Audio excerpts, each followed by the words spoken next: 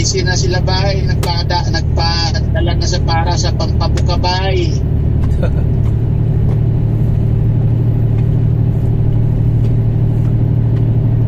Ano naman buhay ko nitong pambira. Hindi ako sanay sa ganitong nakatambay ng ganito katagal. Okay sana kung nakatambay ako doon sa by gym. Ganito tambay ako ng matagal. Naku po, naloko na. Masyal kas mga mall. Layo lakarin, hindi ko nga alam. Paano yun, sabi mo ano? Anong pindutin ko? Buwan. Doon sa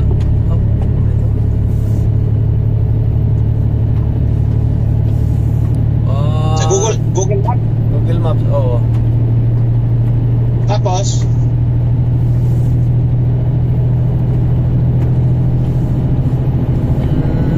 tawag nito, tapos na talaga buuin linyahan eh. Klaro.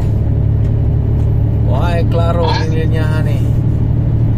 Linya sa lane sa Australia, purado na, di ko na alam kung may third lane pa ba o may bigyan lang tulin, tapos na pala, indo na.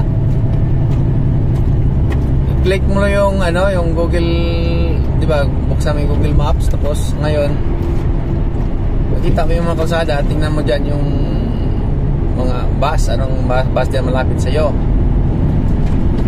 Tapos i-click mo yung bus number, makikita niya yung ruta kung saan siya pupunta. Mag-highlight yan eh, saan siya ruta niya eh. Ako nga.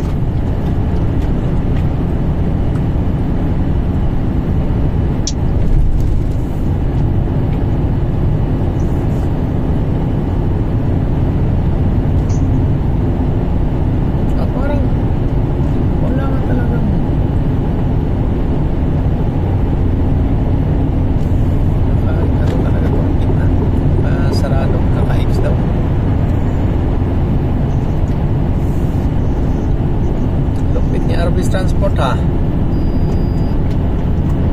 Ataw si Arbit Transport ha. Sanay sa Norway. Sino yun? Si Arbit Transport. Sanay sa Norway. Sanay sa Norway si Arbit Transport. 133.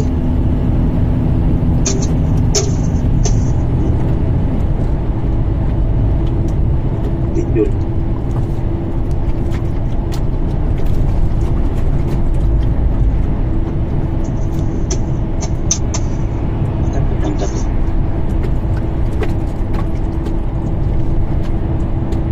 Palibhasa si Arbit Transport ay isda lang ang karga.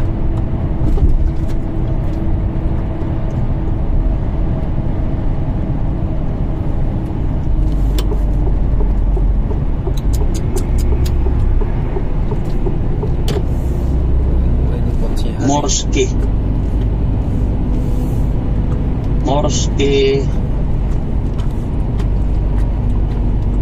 Museum. Ingat, saan to?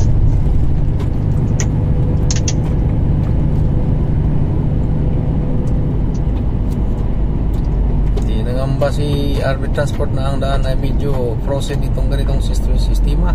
Sanay daw siya sa Norway. Sino yun? Ibang lahi?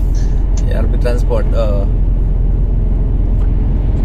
sanay sa Norway si Arbit Transport. Ganitong daan na medyo hapaw-hapaw, akala mo'y puti lang. Unpredictable ito eh.